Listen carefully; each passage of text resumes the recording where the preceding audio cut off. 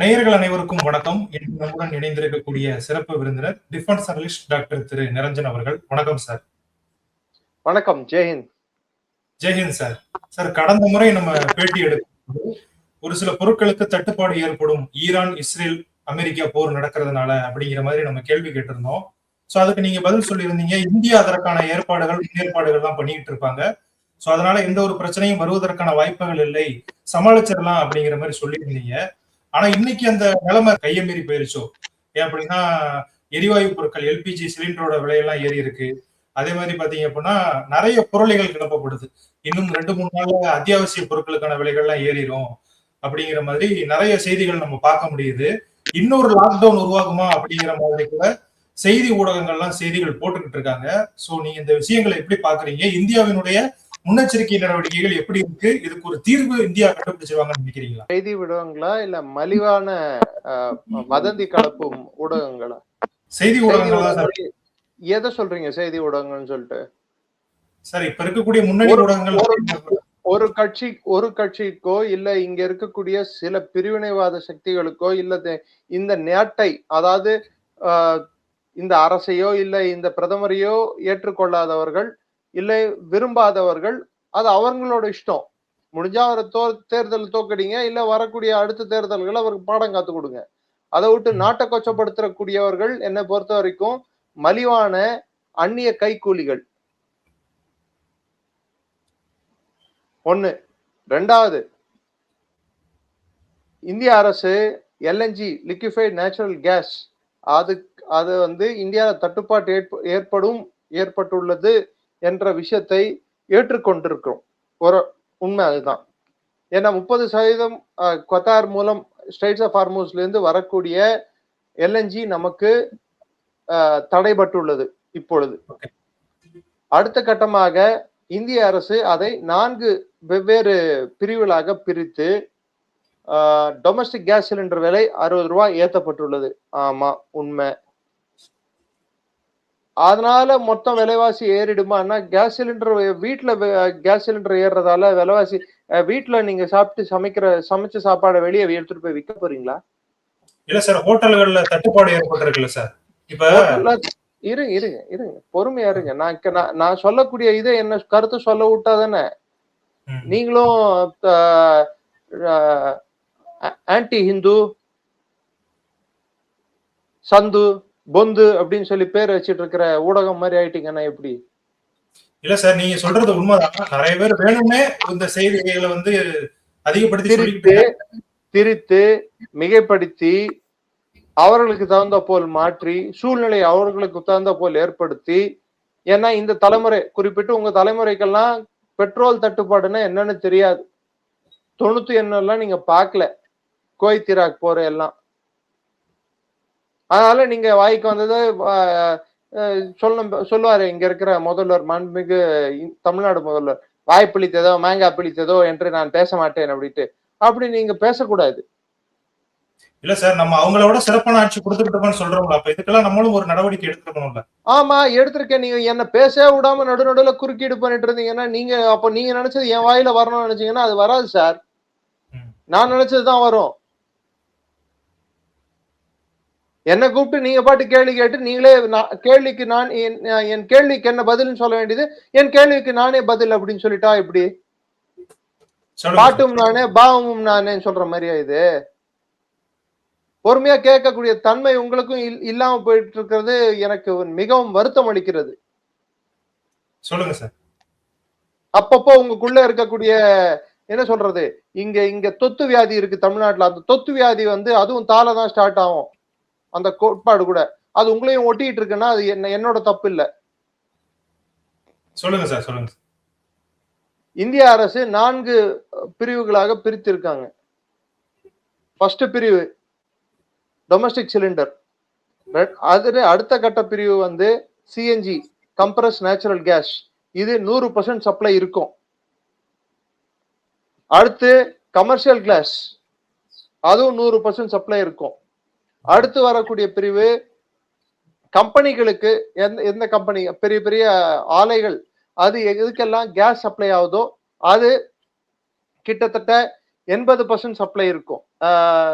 Steel தொழிற்சாலை, aluminium தொழிற்சாலை, class தொழிற்சாலை, இந்த தொழிற்சாலைக்கெல்லாம் செல்லக்கூடிய கேஸ் சப்ளை 80% இருக்கும். ஃபர்டிலைசர் அதாவது உரங்கள் தொழிற்சாலைகளுக்கு கேஸ் எரிவாயு முக்கியமான அவசியம்.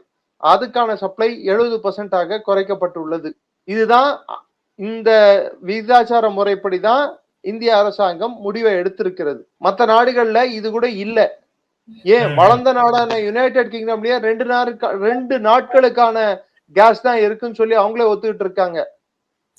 மற்ற எல்லாத்துக்கும் எல்லா வாய்க்கு எடுத்தது எல்லாத்துக்கும் நம்ம எல்லாம் இங்கிலாந்து மாதிரியா, நம்ம என்ன அந்த நாடு மாதிரியா, அந்த நாட்டிலேயே தான் வந்திருக்கு.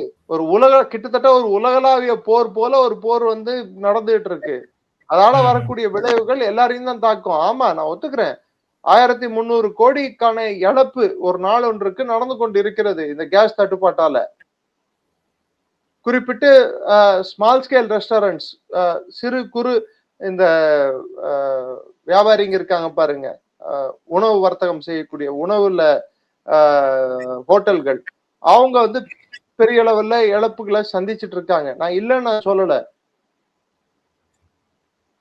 கேட்டா இந்த அரசு என்ன செய்தது, இந்த அரசு எதை செய்தது ஒழுங்காக அப்படின்னு கேட்கிறோம். நான் சொல்றேன் என்ன செய்ததுன்னு நான் சொல்றேன், அதுக்கப்புறம் என்ன செய்யலன்னு நீங்க சொல்லுங்க. ஒரே ஒரு கேள்வி, மத்த விஷயங்கள்ல இந்த அரசை பாராட்டுறவங்க கூட இந்த விஷயங்கள்ல ஒரு விமர்சனத்தை முன் வச்சிருக்காங்க. ஆமாங்க, வைக்கதான் செய்யணும். அதாவது எல்லாமே 11 வருஷம் 12 வருஷத்துல செய்யணும்னு சொன்னா அதுக்கு முன்னாடி ஓட்டு போட்டவங்களுக்கு எல்லாம் என்ன பண்ணிட்டு இருந்தீங்க? தூக்கிட்டு இருந்தீங்களா? 500க்கும் 1000க்கும் ஓட்ட வைக்கிற நமக்கு வந்து என்ன சார் தன்மை இருக்கு, தகுதி இருக்கு? நெல்லுகளை வெளியே கொட்டி வைக்கிற நெல்லுக்கு ஒழுங்கா குடோன் கட்டாத அரசுங்க எல்லாம் இருக்கு சார் இந்தியால. காவேரி டெல்டா பகுதியிலேயே இல்ல பக்கத்து ஸ்டேட்லயோ எங்கேயாவது நெல்லை ஒழுங்கா தேக்கி வைக்கிறதுக்கு நம்மளுக்கு ஒழுங்கா மாநிலங்கள்ல குடோன்கள் இருக்கா? மழை பெய்யும் போது மாத்திரம் அன்னைக்கு மாத்திரம் நம்ம வந்து திடீர்னு நம்ம விவசாயியா மாறிடுறோம். திடீர் விவசாயி மாதிரி இப்ப திடீர் வந்து எரிவாயு நிபுணர் ஆயிடுறோம் நம்ம. இல்ல சார், இப்ப நீங்க நெல்லு அப்படி இப்படின்னு சொல்றீங்களா சார்? இப்ப எப்படி டிவில நீங்க சொன்னீங்களோ திருச்சி கூடுறவங்க இப்ப மாநில அரசை நோக்கி நம்ம ஏதாவது குற்றச்சாட்டு வச்சோம்னா அவங்க மத்திய அரசு அதை பண்ணலையே எதை பண்ணலையேன்னு கேட்பாங்க. சோ அந்த மாதிரி நீங்களும் பேசுற மாதிரி இருக்கே சார். இப்ப நெல்லுக்கு வந்து தமிழ்நாட்டுல தான் அது இல்ல. நான் கேட்கறது என்னடான்னா, தெரிந்தே செய்யும் தவறுகளுக்கும் எதிர்பாராமல் நடக்கும் தவறுக்கும் அடிப்படை வித்தியாசத்தை நாம் புரிந்து கொள்ள வேண்டும் அப்படின்னு நான் சொல்றேன். ஒரு பக்கம் இன்னொரு முறையில நம்மளோட உள்நாட்டு கட்டமைப்பை மேம்படுத்தி இருக்காங்க. குறிப்பிட்டு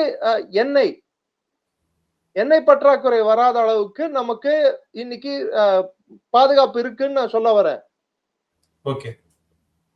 டீசல் தட்டுப்பாடு இல்ல, பெட்ரோல் தட்டுப்பாடு இல்ல. அதுக்கான சரியான முயற்சிகளை நம்ம எடுத்திருக்கோம். அது பலனும் கொடுத்துட்டு இருக்கு. இன்னைய தேதிக்கு இப்ப நான் பேசுறேன் இந்த நிமிஷத்துக்கு 30 மில்லியன் பேரல் அளவுக்கான எண்ணெயை ரஷ்யாவிடம் இருந்து நாம் வாங்கி கொண்டிருக்கிறோம்.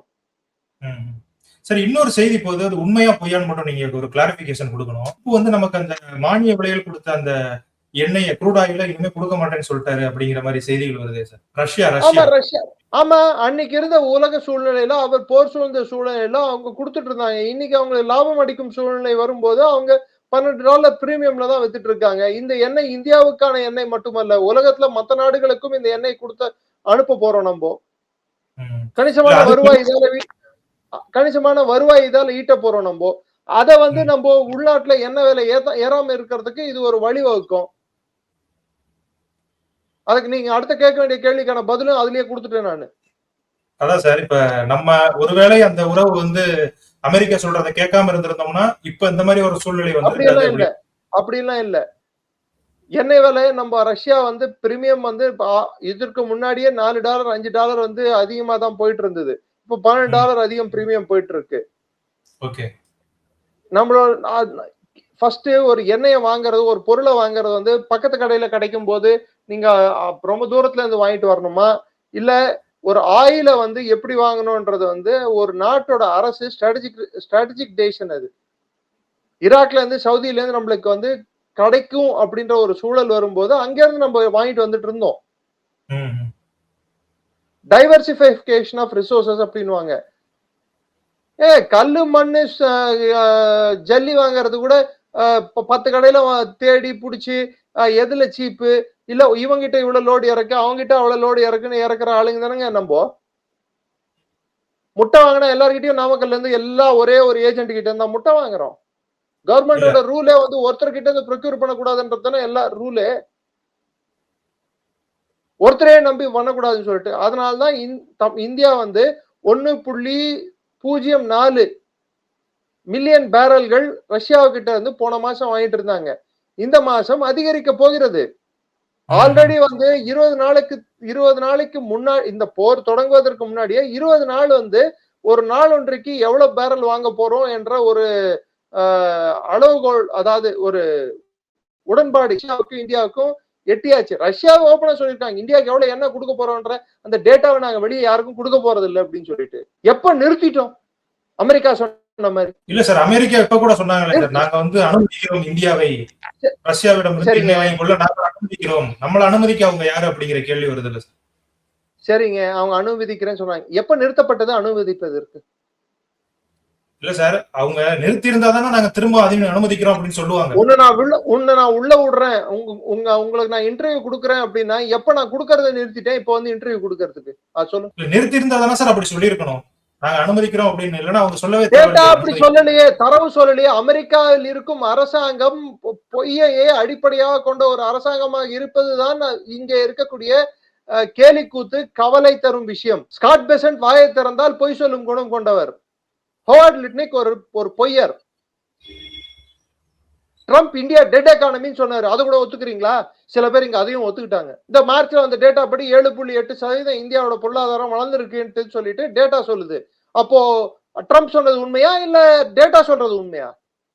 டேட்டாவை எடுத்து சார், ஒன்னு டேட்டாவை எடுத்துக்கோங்க, இல்ல ட்ரம்ப் சொல்றதை எடுத்துக்கோங்க. டேட்டாவை எடுத்துக்கிட்டா, புள்ளி விவரத்தை எடுத்துக்கிட்டா, அது நீங்க பாஸா ஃபெயிலான்றது உங்க சர்டிபிகேட் தான் காட்டும்.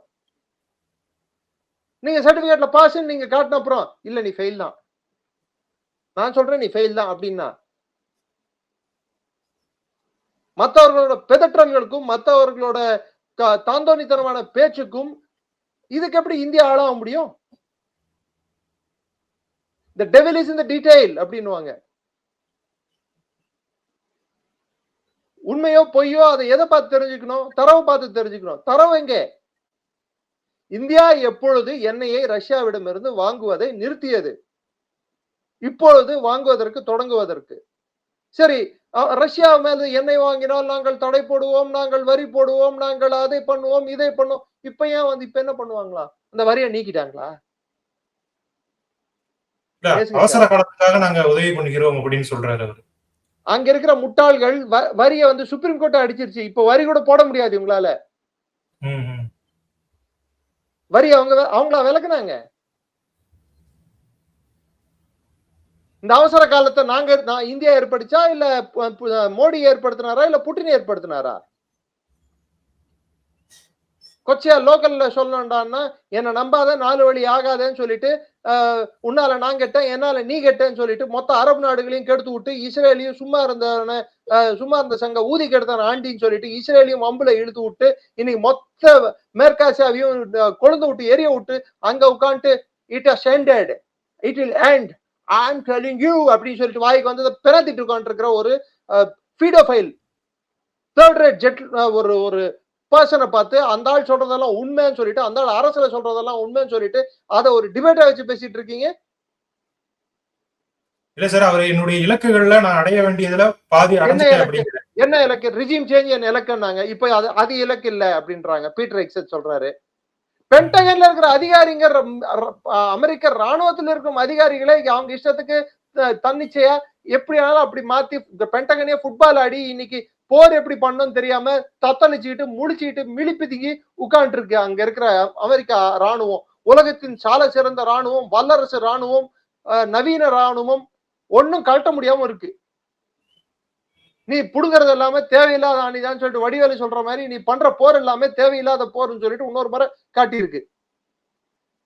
இல்ல சார், இப்ப அவங்க வந்து ஒருவேளை கமேனியை கொண்டதுக்கு அப்புறமா அங்க இருக்கக்கூடிய லோக்கல் புரட்சியாளர்கள் இவங்களுக்கு சாதகமா இருப்பாங்க அப்படின்னு ஒண்ணு நடக்கலையே. அதுக்கு அந்த நாட்டுக்குள்ள ராணுவத்தை அனுப்பணும். தைரியம் இருக்கா? தெம்பு இருக்கா? திராணி இருக்கா? இல்ல ஒரு ராணுவம் தான் உள்ள போறதுக்கு தைரியம் இருக்கா? கயவர்களின் அரசு, கயவர்களால் நடத்தப்படும் அரசு, கயவர்களை தளபதிகளாக கொண்ட அரசு, கயவர்கள் மட்டுமே அங்கே ஆட்சியாளர்களாக இருக்கும் அரசு அமெரிக்க அரசு. நான் சொல்லல இது. நானா சொல்றேன். அங்க இருக்கிற ஒவ்வொருத்தர் ஜெஃப்ரி சச்சோட ஸ்டேட்மெண்ட் எடுத்து பாருங்க. ஜான் பால்டனோட முன்னாள் தேசிய பாதுகாப்பு ஆலோசகர், ட்ரம்போட ஆலோசகர், அவர் ஈரானை வந்து கம்மியா மதிப்பீடு பண்ணது இந்த ட்ரம்ப் செய்த மிகப்பெரிய தவறு. இந்த போர் இப்படி முடிய போறது இல்ல. தெரியாம உள்ள நுழைஞ்சிட்டாங்க. வெளியே வர்றதுக்கு வெளி தெரியாம முழிப்பு திங்கி உட்கார்ந்து இருக்காங்க அப்படின்னு சொல்லிட்டு ஜான் பால்டன் சொல்லியிருக்காரு. ஜான் பால்டன் முட்டாளா? ட்ரம்போட அரசுல தேசிய பாதுகாப்பு ஆலோசகரா இருந்தவர் தானே. பீட்டர் எக்ஸத் we will finish the war to the end. என்ன எண்டு? பொடலங்கா எண்டு. மேல போய் குண்டு போட்டா நாட்டை பிடிச்ச மாதிரியா? உள்ள போனோம். தைரியம் இருக்கா? தெம்பு இருக்கா? கப்பலையே 1000 கிலோமீட்டர் கப்பல் எடுத்து வந்து அப்ரஹாம் லிங்கனை நிறுத்தி வச்சுட்டு பயந்து போய் உட்கார்ந்து இருக்கிற ஒரு நாடு. சரி, அந்த பகுதியோட அந்த பகுதியில நீ போய் சண்டை போடுறதுக்கான தேவை என்ன இருக்கு?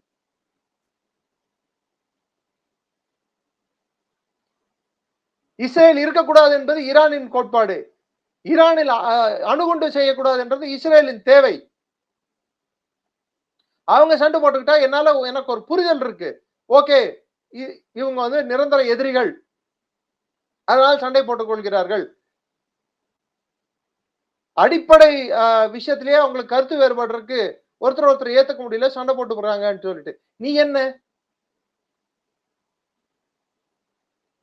நீ தேவைப்பட்டால் இதே அயத்துல்லா கொமேனியே அங்க வெஸ்ட்ல இருந்து எடுத்துட்டு வந்துட்டு ஷாவை வந்து துரத்தி அடிச்சு நீயே உட்கார வைப்ப. இன்னைக்கு உனக்கு கொமேனியை அடுத்து வந்த கமேனி பிடிக்கல, அங்க இருக்கிற ஆட்சி பிடிக்கல, ஆனா அங்க நாட்டுல கீழே இருக்கிற எண்ணெய் மாத்திரம் பிடிக்கும், அதை டாலர்ல விற்பனை செய்யாது மாத்திரம் உனக்கு பிடிக்காதுன்ற காரணத்தினால அங்க ஆட்சி மாற்றத்தை எடுத்துட்டு வரணும்னு நினைக்கிற. உன்னோட தேவைகள் உலகத்தின் தேவைகளாக இருக்க முடியாது மிஸ்டர் ட்ரம்ப். அங்க இருக்கக்கூடிய யுரேனியத்தின் மேலும் அவங்களுக்கு ஒரு கண் இருக்கு. அதுக்கான பேட்டர்னை வாங்குறதுக்காக தான் இப்படி பண்றாங்க. யுரேனியம் மேல மாத்திரம் கண் இல்லைங்க. யுரேனியம் என்னங்க கண் இருக்கிறதுக்கு? வெறும் 460 kg யுரேனியம் தான் இருக்கு. அவங்களுக்கு மெயினா கண் இருக்கிறது வந்து ஈரான் கீழே நிலத்துக்கு கீழே இருக்கக்கூடிய எண்ணெய் மேல கண் இருக்கு. வெனிசுவேலாக்கு அடுத்தபடி, சவுதிக்கு அடுத்தபடி உலகத்திலேயே அதிகமான இன்னும் பூமிக்கடியிலிருந்து உரியப்படாத எண்ணெய் அதிகம் வளம் கொண்ட நாடு ஈரான். அது மேல கண் இருக்கு. ஸ்ட்ரெய்ட்ஸ் ஆஃப் ஹார்மோஸ், அதாவது உலகத்தின் மிகப்பெரிய வர்த்தக சோக் பாயிண்ட், அதாவது அந்த நீர்வழியானது உலகத்துல இருக்கக்கூடிய எண்ணெய் வர்த்தகத்துக்கே ஒரு மைய புள்ளியா இருக்கக்கூடிய ஒரு பக்கம் சூயிஸ் கால்வாய், கல்ஃப் ஆஃப் அடன் எப்படியோ அது போன்ற ஸ்ட்ரெய்ட்ஸ் ஆஃப் ஹார்மோஸ், அது மேல கண் இருக்கு. சோ உலக வர்த்தகத்தை கண்ட்ரோல் செய்யணும்ன்ற கண் இருக்கு. இதுதான் உங்களுக்கு இருக்கிற கண்ணு. ரஷ்யா எண்ணெயை வந்து கட்டுப்பாட்டுல எடுத்துட்டு வரணும்னா இங்க இருக்கக்கூடிய எண்ணெய்களை இவங்க கட்டுப்பாட்டுல எடுத்துட்டு வரணும்னு கண்ணு இருக்கு.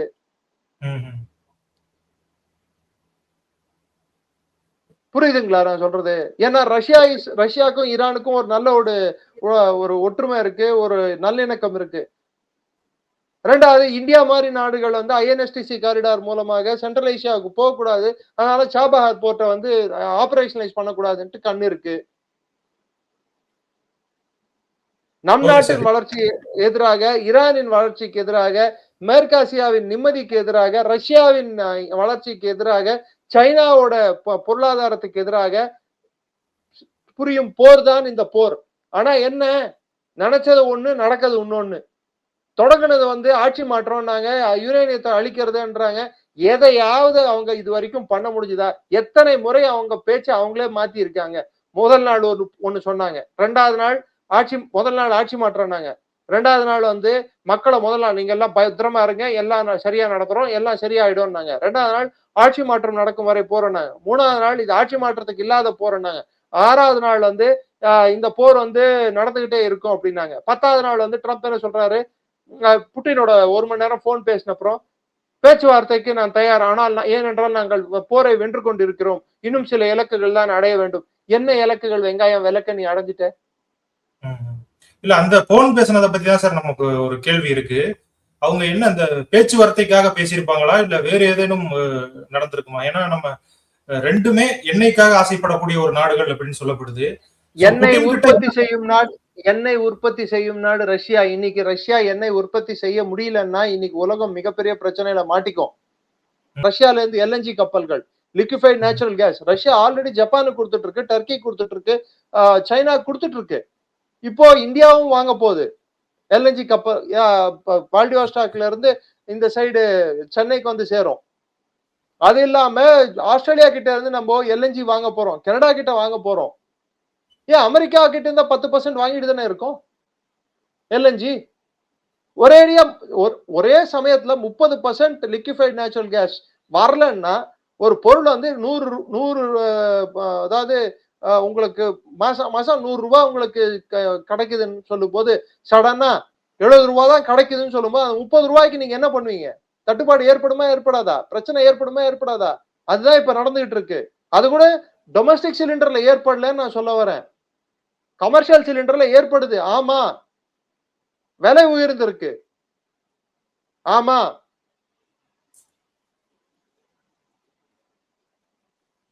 உலகமே போர்ல மூண்டு இருக்கும் போது மொத்த நாடுகளும் அஃபெக்ட் ஆயிருக்கும் போது நம்ம நாடு என்ன விதிவிலக்கா இருக்கிறதுக்கான வாய்ப்புகள் இல்ல. சரி, இதுக்கு மாற்று என்ன நீங்க சொல்லுங்க. அரசு, அதாவது எதிர்கட்சிகளோ இல்ல மாற்று என்ன நீங்க சொல்லுங்க. கட்டமைப்பை மேம்படுத்துறது, அது ஒரு நாள் 2 நாள்ல மேம்படுத்த முடியாது. எப்படி எண்ணெய்க்கான கட்டமைப்பை நம்ம மேம்படுத்தி இன்னைக்கு ஸ்டாக் வச்சுட்டு இருக்கோமோ அது மாதிரி அதுக்கான கட்டமைப்பை மேம்படுத்துறது. அதாவது மெதுவா தான் நம்ம எடுத்துட்டு வர முடியும். ரோடுகள் இல்லாத இந்தியாலே இன்னைக்கு ரோடு இன்ஃப்ராஸ்ட்ரக்சர் வளர்ந்துருக்கு. ஒவ்வொன்னா தாங்க பண்ண முடியும் அரசாங்கம். மத்திய அரசுக்கு வருவாய் அதிகமாவதான் அவங்க பல விஷயங்களை அவங்க முன்னெடுத்து செஞ்சுட்டு இருக்காங்க. அவங்க காசை மக்கள் கிட்ட அள்ளி தெளிச்சு இன்னொரு வாட்டி ஆட்சிக்கு வந்துடணும்னு நினைக்கிறாங்க. அதுவும் செய்யறாங்க, நான் இல்லைன்னு சொல்ல. கூட கட்டமைப்பே மேம்படுத்தாம இப்ப எதுக்கு மாநிலங்களை இழுத்தீங்கன்னு சொல்றீங்களே? உள்நாட்டு கட்டமைப்பையே மேம்படுத்தாத மாநிலங்கள் எத்தனை இருக்கு? எத்தனை சார் இருக்கு? நான் கேட்டேனே, கிடங்குகள் கட்டாத மாநிலங்கள் எத்தனை இருக்கு?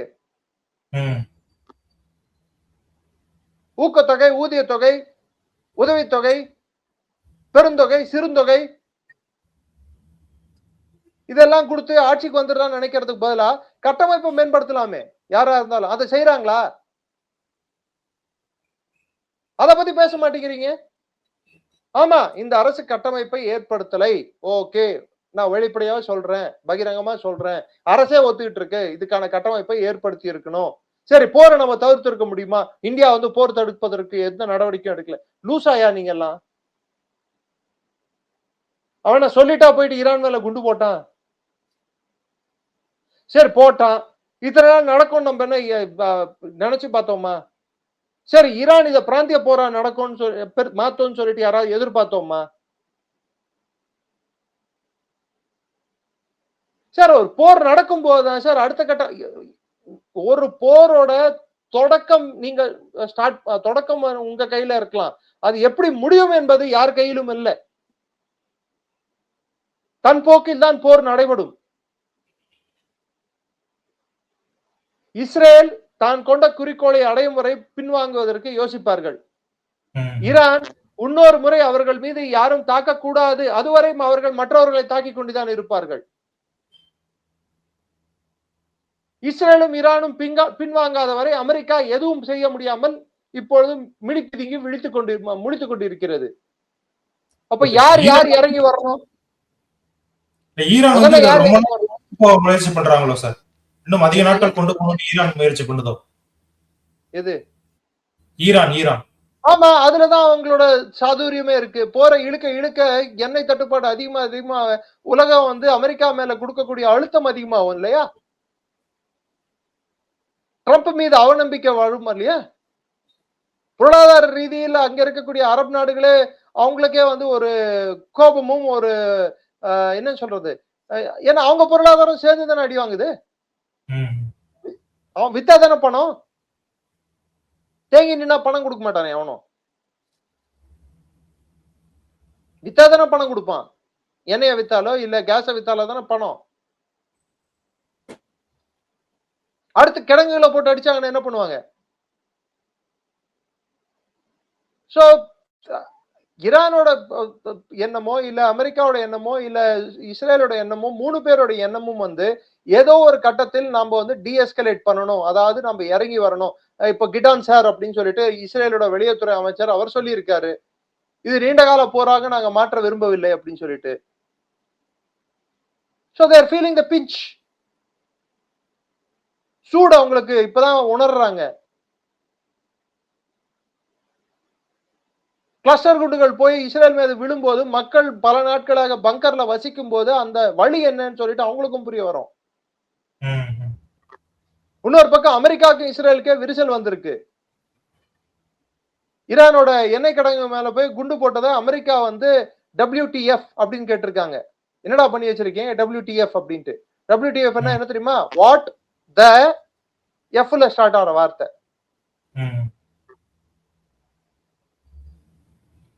என்னடா பண்ணி வச்சிருக்கீங்கன்னு சொல்லிட்டு ஸ்டீவ் விட்காஃப் அனுப்பிச்சிட்டு இருக்காரு இஸ்ரேல் கூட பேசுறதுக்கு. ஸ்டீவ் விட்காஃப் எப்படி டெல் அவீவ்ல லேண்ட் ஆவாரா லேண்ட் ஆக மாட்டாரானே பயம் இருக்கு. ஏன்னா டெல் அவீவ் ஏர்போர்ட் மேல டெய்லி பென்குரியன் ஏர்போர்ட் மேல டெய்லி குண்டு மழை பொழிஞ்சிட்டு இருக்காங்க. நேத்து இது பெஹரின் மேல நினைக்கிறேன், ஆமா துபாய் மேல 35 ட்ரோன்களும் 9 மிசைலும் அடிச்சிருக்காங்க. ட்ரோன் தாக்குதல்கள் அதிகமா போகுது. மொத்த பிராந்தியமே ட்ரோன் தாக்குதல்ல முழுக போகுது. என்ன மாதிரியான ஒரு பிரச்சனையை அமெரிக்கா இழுத்து விட்டாங்க? தேரை எடுத்து திருவிழா விட்டு வடம் போட்டு ஈழுன்னு மத்த நாடுகளை சொன்னா நீ ஈழுக்குன சாமி, மத்தவன் ஈழுன்னு சொன்னா எப்படி? இப்ப முதல்ல வந்து அமெரிக்காவுக்கு ஆதரவா இருந்த அரபு நாடுகள் இப்ப அவங்களுடைய நிலையை மாத்தி இருக்காங்க. அவங்களுமே இதை உணர்ந்து ஆரம்பிச்சிட்டாங்களா சார் இந்த பாதிப்பை? அமெரிக்கா தேவையற்ற ஒரு போக்கை கடைபிடித்ததாகவும் அமெரிக்கா அவர்களை கேட்காமல் தன்னிச்சையாக செயல்பட்டதாகவும் அமெரிக்கா இந்த போரை அவர்கள் எடுத்துக்கொண்ட முயற்சி, அதாவது துரிதமாக முடிக்கும் முயற்சியில் தோல்வியுற்றதாகவும் தான் அரபு நாடுகள் இன்று கருதுகின்றன. இது குறுகிய கால போராக இருந்திருந்தால், ஆட்சி மாற்றம் நடந்திருந்தால், அணு ஆயுத அவங்களுக்கு உற்பத்தி திறன் அடி வாங்கி இருந்தால், ஈரானின் அணு ஆயுத உற்பத்தி திறன் அடி வாங்கி இருந்தால், அவர்கள் IRGC உடைந்திருந்தால் இந்த போருக்கான காரணங்கள் காரியங்கள் முழுமை அடைந்திருக்கும். ஆனால் இன்றளவு அது முழுமை அடையவில்லை. முஸ்தபா கமேனி வந்து அடிபட்டிருக்கிறார் என்று தகவல்கள் கூறுகின்றன. அப்படி இருந்தும் ஈரான் IRGC ஒற்றுமையாத்தான் இருக்குது. இன்னும் IRGC இன்னும் தாக்குதல்களை அதிகப்படுத்தி இருக்கு. குறிப்பிட்டு இஸ்ரேல் மீதான தாக்குதல்கள் அதிகமாயுள்ளன, மறுக்க முடியாது யாராலையும். ரஷ்யா வந்து அவங்களுக்கு கொடுக்கிற இன்டெலிஜென்ஸை வச்சு எங்கெல்லாம் வந்து அமெரிக்காவின் ரேடார் ஸ்டேஷன்கள் இருக்கிறதோ அதையெல்லாம் தாக்க ஆரம்பிச்சிருக்காங்க. அமெரிக்காவின் தாக்கும் தன்மை பெரிதளவில் குறைந்துள்ளது. ஸ்ட்ரெய்ட்ஸ் ஆஃப் ஹார்மூஸ்ல வந்து அவங்க அன்மேன்டு போட்ஸ், அதாவது ஆட்கள் இல்லாத வெடிமருந்து பொருந்திய கப்பல்களை வந்து ஏக்க செய்து கண்டெய்னர்கள் மீது தாக்குதல் நடத்த முயற்சிக்கிறார்கள். இன்னொரு பக்கம் பாத்தீங்கன்னா வாட்டர் மைன்ஸ், அதாவது குண்டுகள், பாயிண்ட் பாம்ஸ் அப்படின்னு, அதாவது உருண்டையா இருக்கும், கரோனா வைரஸ்க்கு எப்படி ஸ்பைக்கா இருக்குமோ அது மாதிரி இருக்கும், அதை போட்டு வச்சிருக்காங்க தண்ணியில. சோ எந்த கப்பல் போய் அதை இடிச்சாலும் வெடிச்சிரும். இன்னொரு பக்கம் அவங்களோட கைம் 118 சொல்லக்கூடிய மிசைல்கள், UAV அன்மேன்ட் ஏர் வெஹிக்கிள், அதை வச்சு கப்பல்களை தாக்குறதுக்கு முயற்சிகள் எடுத்துட்டு இருக்காங்க. ஸ்ட்ரெய்ட்ஸ் ஆஃப் ஹார்மோஸை வந்து ஓபன் பண்றதுக்கான தேவை வந்து அதிகம் இப்ப தோணுது. அந்த தேவைக்கு அவங்க வச்சிருக்கிற ஈரான் வைத்திருக்கிற ஒரு கண்டிஷன் என்னன்னா, அமெரிக்கா பேசுகளை காலி செய்யட்டும். எங்க சார் அரப் பெனின்சுலால இருக்கக்கூடிய அமெரிக்க பேசுகளை காலி செய்ய வேண்டிய கட்டளையை இடுங்கள் அப்படின்னு சொல்லியிருக்காங்க. அங்க நீங்க பேஸ் கொடுத்ததால தானே எங்களை அடிச்சான். இங்க கூடா கூவு கொடுத்த காசோட அதிகமா கூவுன்னு சொல்றாங்களே. இப்ப சவுதியை பத்தி மோடியை பத்தி திட்டுறவங்க ஏன் சவுதியை பத்தி திட்ட மாட்டேங்கிறாங்க? என்னைக்காவது யோசிச்சு பாத்தீங்களா? ஒரு குறிப்பிட்ட சமுதாயம் பிரதமரை திட்டுவார்கள், பிஜேபியை திட்டுவாங்க, எல்லாம் திட்டுவாங்க. ஆனா சவுதியை மாத்திரம் வாயை மூடி கவனிப்பாங்க. ஆனா ஈரானுக்கு நாங்க சப்போர்ட், இஸ்ரேலுக்கு எதிர்ன்னு சொல்லுவாங்க. ஆனா அமெரிக்காவுக்கு பேஸ் கொடுத்த சவுதி அரேபியாவை பத்தி ஒன்னும் பேச மாட்டாங்க.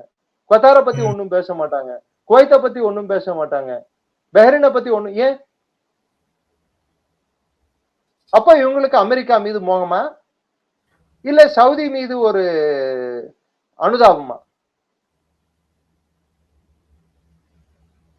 ஈரான் மீது போலி பரிதாபமா? பதில் சொல்லுங்க. ஷியா சன்னி என்ற அந்த பிரிவினை அதுல யாரு எப்படி பேசுறாங்களோ அதை வச்சே நம்ம புரிஞ்சுக்கலாம். இப்ப எலெக்ஷன் டைம்ல இந்த பிரச்சனை வந்தது. நீங்க சொல்றீங்க வர்த்தக சிலிண்டர் மட்டும்தான் அப்படி ஆயிருக்கு அப்படின்னு. இது என் மூளைக்கு அப்பாற்பட்ட விஷயம். இல்ல எலெக்ஷன்ல இது எதிரொலிக்க வாய்ப்பு இருக்கா? நான் சஃபாலஜிஸ்டும் இல்ல, நான் கருத்து கணிப்பும் எடுக்கல. சோ இதுக்கு எனக்கு சரியான பதில் இல்லை. இந்த கேள்வியை மெத்த படித்த, தேர்தல் வியூகங்கள் தெரிந்த, தேர்தல் அரசியலை புரிந்தவர்கள் கிட்ட நீங்க வச்சீங்கன்னா, உங்க சேனல்லே நிறைய பேர் இன்டர்வியூ கொடுக்குறாங்க. அதுல சில பேர் வந்து அரசியல் மட்டும்தான் பேசுறாங்க. சில ஞானிகள், சில மேதாவிகள் அவங்களுக்கு அவங்களே வந்து டிஃபென்ஸ் எக்ஸ்பர்ட்ஸாவும் ஆயிடுறாங்க, தேவைப்பட்டா பொலிட்டிக்கல் எக்ஸ்பர்ட்ஸா ஆயிடுறாங்க.